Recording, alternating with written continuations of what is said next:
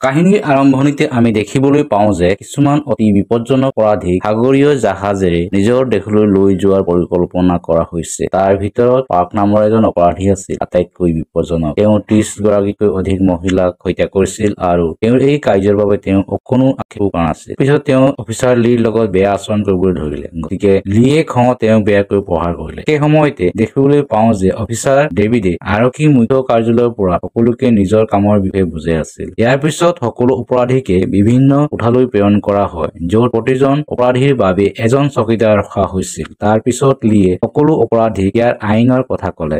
অপৰাধীসকলে তেওঁৰ বিৰুদ্ধে দিলে, কিন্তু টম নামৰ এজন অপৰাধীয়ে একেবাৰে নিমাত হৈ আছিল। ইয়াৰ বাহিৰেও তাত বহুতো মহিলা আছিল যিসকল অতি চতুৰ অপৰাধী আছিল। তাৰে এগৰাকীৰ নাম আছিল জেনি। জেনিৰ বিৰুদ্ধে স্বামী আৰু পিতৃ-মাতৃক হত্যা কৰাৰ অভিযোগ আছিল। এই মহিলাসকলৰ ওপৰত চকু ৰখাৰ দায়িত্ব আছিল অফিচাৰ মেৰী আৰু ডাক্তৰ মেক্সৰ ওপৰত। এই বিপজ্জনক অপৰাধীসকলক ইমান দূৰলৈ লৈ যোৱাৰ ফলত কিছু দুৰ্ঘটনা হোৱাটো নিশ্চিত আছিল। এই কথা ভাবি ডাক্তৰ মেক্সকো এই মিছনত অন্তৰ্ভুক্ত কৰা হৈছে। তাইৰ লগতে এলা নামৰ এগৰাকী নাৰ্ছো আছিল। দুয়ো একেলগে বস্তুবোৰ পেক কৰি থাকোতে ডাক্তৰ মেক্সে গোপনে ঔষধৰ বাকচৰ পৰা বেজী এটা চুৰি কৰি লৈ গ'ল। আনহাতে পাকঘৰ ৰান্ধনিৰ এটা দল আছিল, য'ত সকলোৱে মিলি ৰন্ধা-বঢ়া কৰি আছিল। সেই সময়ত ডাক্তৰ মেক্সে চুৰি ঔষধ লৈ ইঞ্জিন ৰুম পালেগৈ। গম পোৱা যায় যে ডাক্তৰ মেক্সক এই জাহাজখনত উপস্থিত থকা আটাইতকৈ ভয়ংকৰ অপৰাধী আলফাক বেজী দিয়াৰ মিছন দিয়া হৈছিল। এই বেজীৰ উদ্দেশ্য আছিল আলফাক গোটেই যাত্ৰাটো শুৱাই ৰখা। কিন্তু আৰক্ষী মুখ্য কাৰ্যালয়ত বহি থকা অফিচাৰ ডেভিডৰ বাহিৰে আন কোনেও নাজানিছিল যে জাহাজখনত আলফাক ক'ত ৰখা হৈছে।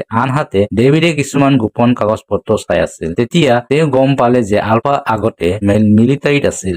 অতি দ্ৰুত পাৰ্কে জীপত লুকুৱাই থোৱা তাঁৰ এটা উলিয়াই তাৰ সহায়ত হেণ্ডকাফ খুলি ল'লে। তাৰ পিছত এই তাঁৰডাল আন এজন বন্দীক দিলে যাতে তেওঁ মুক্ত হ'ব পাৰে। তাৰ পাছত হঠাতে গম পোৱা যায় যে পাকঘৰ উপস্থিত থকা ৰান্ধনীসকল আন কোনো নাছিল, পাৰ্কৰ মানুহ আছিল। আচল ৰান্ধনীবোৰক হত্যা কৰি ৰান্ধনীবোৰৰ সলনি জাহাজত প্ৰৱেশ কৰিছিল। যেতিয়া এজন আৰক্ষীয়ে পাৰ্কৰ কোঠাটো পৰীক্ষা কৰিবলৈ আহিছিল, তেতিয়া পাৰ্ক আৰু তেওঁৰ সংগীয়ে তেওঁক হত্যা কৰি মৃতদেহটো ফ্ৰিজত লুকুৱাই থলে। ইয়াৰ পিছত পাৰ্কৰ গুণ্ডাবোৰ নিয়ন্ত্ৰণ কক্ষলৈ গৈ তাত উপস্থিত আৰক্ষীক হত্যা কৰি নেটৱৰ্কৰ সকলো তাঁৰ কাটি পেলায়, যাতে অফিচাৰ লিয়ে আৰক্ষী মুখ্য কাৰ্যালয়ৰ সৈতে কথা পাতিব নোৱাৰে। অলপ পিছতে অফিচাৰ লিয়ে জাহাজখনৰ সমস্যাটোৰ বিষয়ে জানিব পাৰিলে, গতিকে তেওঁক যিমান সোনকালে পাৰে নিজৰ দলটোক গোটাই ল'লে। মেৰীকো তাত অন্তৰ্ভুক্ত কৰা হৈছিল, কিন্তু কণ্ট্ৰল ৰুমত উপস্থিত হোৱাৰ লগে লগে পাৰ্কৰ গুণ্ডাবোৰে হঠাতে তেওঁক আক্ৰমণ কৰিলে। তীব্ৰ গুলীচালনা হ'ল। অফিচাৰ লি আৰু মেৰীয়ে মিলি পাৰ্কৰ সকলো গুণ্ডাক হত্যা কৰিলে। তেতিয়া মেৰীয়ে এজন ক্ৰু মেম্বাৰক দেখিলে যিয়ে মৃত্যুৰ ক্ষণ গণি আছিল। মেৰীয়ে তেওঁক সুধিলে যে জৰুৰী অৱস্থাত তেওঁলোকে কেনেকৈ এই খবৰটো আৰক্ষী মুখ্য কাৰ্যালয়লৈ পঠিয়াব পাৰে। মানুহজনে ক'লে যে তেওঁলোকে ইঞ্জিন ৰুমত উপস্থিত থকা ছেটেলাইট ফোনটো ব্যৱহাৰ কৰিব পাৰিব। আনহাতে পাৰ্কে বাকী সকলো অপৰাধীক মুকলি কৰি দিছিল, কিন্তু টমে তেওঁক বুজাই দিলে যে জাহাজ হাইজেক কৰিলে একো নহ'ব, বৰঞ্চ তেওঁৰ ভুলৰ বাবে সকলোৱে বিপদত পৰিব। কিন্তু পাৰ্কে তেওঁৰ কথা নুশুনি সকলো পুলিচক হত্যা কৰি জাহাজখন দখল কৰাৰ সিদ্ধান্ত ল'লে। ইফালে ডাক্তৰ মেক্সে পাৰ্কৰ হাতত মৰিব নিবিচৰাৰ বাবে নাৰ্ছ এলাৰ সৈতে এটা কোঠাত নিজকে আবদ্ধ কৰি ৰাখিছিল। ইফালে পাৰ্কে ইঞ্জিন ৰুম পাওঁতে জিয়ান নামৰ এজন অপৰাধীয়ে আৰক্ষী মৃতদেহ ফ্ৰিজত ভৰাই থকা দেখিলে, কিন্তু তেওঁ গম পোৱা নাছিল যে ইঞ্জিন ৰুমৰ পাইপবোৰত লিকেজ হৈছে। তাৰ পৰা তেজৰ টোপালবোৰ পোনে পোনে আলফাৰ মুখত পৰিবলৈ ধৰিলে। হঠাৎ চকু মেলি সি নিজকে মুক্ত কৰিবলৈ চেষ্টা কৰিবলৈ ধৰিলে। আনহাতে যেতিয়া অফিচাৰ লি আৰু তেওঁৰ দলটোৱে অপৰাধীক ধৰিবলৈ তেওঁলোকৰ কোঠাত উপস্থিত হয়, তেতিয়া তেওঁলোক স্তম্ভিত হৈ পৰে, কাৰণ তেওঁলোকৰ বহু বিষয়ে হত্যা কৰা হৈছিল আৰু সকলো অপৰাধী পলাই গৈছিল। এতিয়া লিয়ে বুজি পালে যে পাৰ্ক আৰু তেওঁৰ গুণ্ডাবোৰেও ইঞ্জিন ৰুমৰ ছেটেলাইট ফোনটো ভাঙিবলৈ চেষ্টা কৰিব। সেইবাবে তেওঁ লগে লগে নিজৰ দলৰ সৈতে ইঞ্জিন ৰুমৰ ফালে দৌৰি গ'ল। পাৰ্ক ইঞ্জিন ৰুমৰ ছেটেলাইট ফোনটো ভাঙিবলৈ ব্যস্ত হৈ পৰিল। তাৰ পিছত তাত থকা ক্ৰু মেম্বাৰসকলক এজন এজনকৈ হত্যা কৰিবলৈ ধৰিলে। যেতিয়া তেওঁ শেষৰজন সদস্যক হত্যা কৰিবলৈ লৈছিল, তেতিয়া অফিচাৰ লি আৰু তেওঁৰ দলটোৱে তাত উপস্থিত হৈছিল আৰু তীব্ৰ যুঁজ আৰম্ভ হৈছিল। আনহাতে আটাইতকৈ ভয়ংকৰ অপৰাধী আলফা মুক্ত হৈ পৰিলত তেওঁ ইঞ্জিন ৰুম পালেগৈ।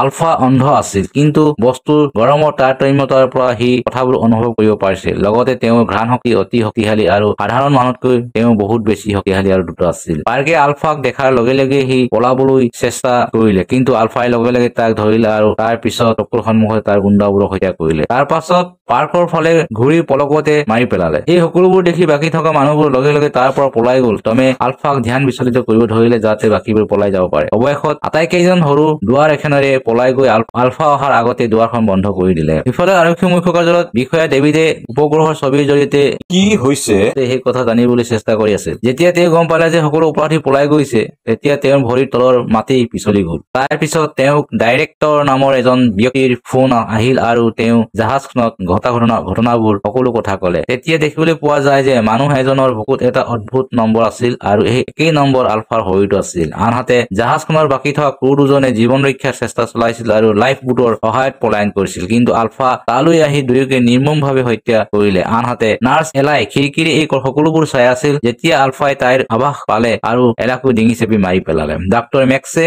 দেখি ভয়তে কেবিনৰ পৰা পলাই গ'ল। তেওঁ অফিচাৰ লি আৰু তেওঁৰ কিছুমান সঙ্গীক লগ পাইছিল। যেতিয়া অফিচাৰ লিয়ে তেওঁক ভাবুকি দিছিল, তেতিয়া ডাক্তৰ মেক্সে স্বীকাৰ কৰিছিল যে তেওঁক আলফাক টোপনিৰ বেজি দিবলৈ ধন দিয়া হৈছিল, যদিও তেওঁ নাজানে যে আলফা কেনেকৈ হাৰ পালে। তাৰ পিছত লিয়ে মেৰী আৰু বাকীসকলক নিৰাপদ ঠাইত লুকাই থাকিবলৈ ক'লে আৰু তেওঁ নিজেই জীৱিতসকলক বিচাৰিবলৈ ওলাই গ'ল।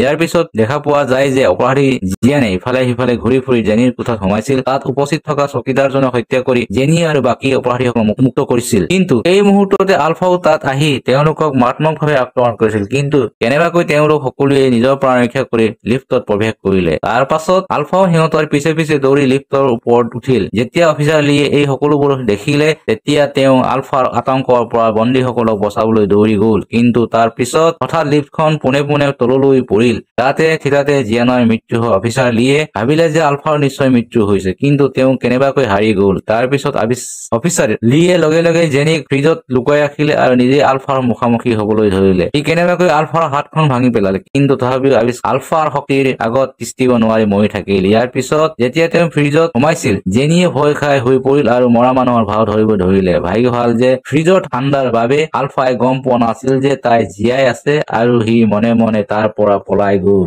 আনহাতে টম আৰু বাকী কেইজন আলফাক বন্দী কৰি ৰখা কোঠাটোত পালেগৈ। তাতে তেওঁলোকে আলফাৰ কিছুমান কাগজ বিচাৰি পালে আৰু গম পালে যে আলফা বয়স বহুত বেছি। বাস্তৱত তেওঁ জীয়াই থকা উচিত নাছিল। আচলতে তেওঁ 1943 চনৰ দ্বিতীয় বিশ্বযুদ্ধৰ সৈনিক। যুদ্ধত জাপানী সৈন্যই তেওঁক বন্দী কৰিছিল। ইয়াৰ পিছত তেওঁলোকে তেওঁৰ ওপৰত বিভিন্ন পৰীক্ষা নিৰীক্ষা কৰিছিল। আচলতে তেওঁলোকে যুদ্ধৰ বাবে ছুপাৰ হিউমেনৰ সেনাবাহিনী প্ৰস্তুত কৰিব বিচাৰিছিল। তাৰ পিছত ডক্টৰ মেক্স অলপ বেছি অনুসন্ধান কৰি গম পালে যে আলফাৰ বহুতো ছুপাৰ হিউমেন পাৱাৰ আছে। তেওঁ এজন সাধাৰণ মানুহতকৈ বহুত বেছি শক্তিশালী আৰু দ্ৰুত, আৰু তেওঁ কেতিয়াও ভুৱা নহয়। ইয়াৰ পিছত দেখুওৱা হৈছে 1943 চনৰ কাহিনী, য'ত জাপানী বিজ্ঞানীসকলে তেওঁলোকৰ ছুপাৰ হিউমেন পৰীক্ষাৰ সফলতাত উদযাপন কৰি আছিল, কিন্তু হঠাৎ আলফাই থিয় হৈ সকলোকে ভয়ংকৰ ৰূপত হত্যা কৰিলে।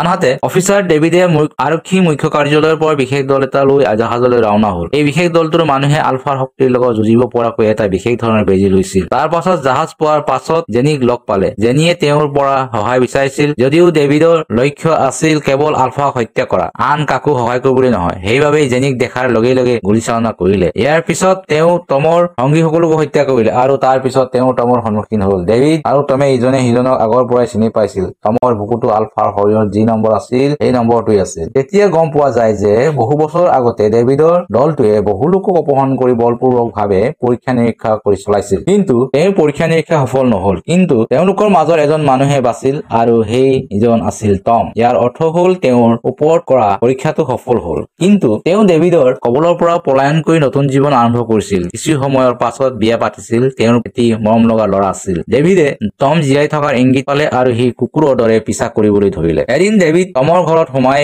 পত্নী আৰু পুত্ৰক হত্যা কৰিলে। এই ঘটনাই টমক ইমানেই স্তম্ভিত তুলিছিল যে তেওঁ নিজৰ ছদ্মবেশ সলনি কৰি অপৰাধী হৈ পৰিছিল, যাতে তেওঁ সুযোগ লগে লগে ডেভিডৰ পৰা প্ৰতিশোধ ল'ব পাৰে। হঠাতে আলফা তালৈ আহি ডেভিড আৰু টমক আক্ৰমণ কৰিলে। তাৰ পিছত ডেভিডে এটা বিশেষ বেজি ল'লে, যাতে তেওঁৰ শক্তি বৃদ্ধি পায় আৰু তেওঁ আলফাৰ লগত যুঁজিব পাৰে। অলপ পিছতে তেওঁ আলফাক পৰাস্ত কৰি টমৰ সন্মুখলৈ গ'ল। ডেভিডে হাঁহি হাঁহি টমক সোঁৱৰাই দিলে যে তেওঁ কেনেকৈ টমৰ সৰু ল'ৰাটোক হত্যা কৰিছিল। তাৰ পিছত টমে খঙত ডেভিডক আক্ৰমণ কৰি সাগৰত পেলাই দিলে আৰু নিজেও জঁপিয়াই পৰিল। পিছদিনা আমি ডাইৰেক্টৰ নামৰ এজন মানুহক দেখিবলৈ পাওঁ, যিয়ে এটা দ্বীপত একেটা পুৰণি ডেভিডৰ পৰীক্ষা নিৰীক্ষা চলাই আছিল। তাৰ পিছত তাত এটা শিশুক দেখুওৱা হৈছে, যি টমৰ পুত্ৰৰ বাহিৰে আন কোনো নাছিল। আচলতে ডেভিডে টমৰ পুত্ৰক হত্যা কৰা নাছিল, কাৰণ তেওঁ টমৰ দৰে ছুপাৰ পাৱাৰ আছিল। শিশুটিক তুলি লৈ ডাইৰেক্টৰৰ ওচৰলৈ লৈ আহিল। গম পোৱা যায় যে সঞ্চালকজনো 1943 চনৰ এটা জাপানিজ পৰীক্ষাৰ অংশ আছিল য'ত আলফা আৰু পৰিচালকে দুইজনে ছুপাৰ হিউমেন পাৱাৰ লাভ কৰিছিল এতিয়া ডাইৰেক্টৰৰ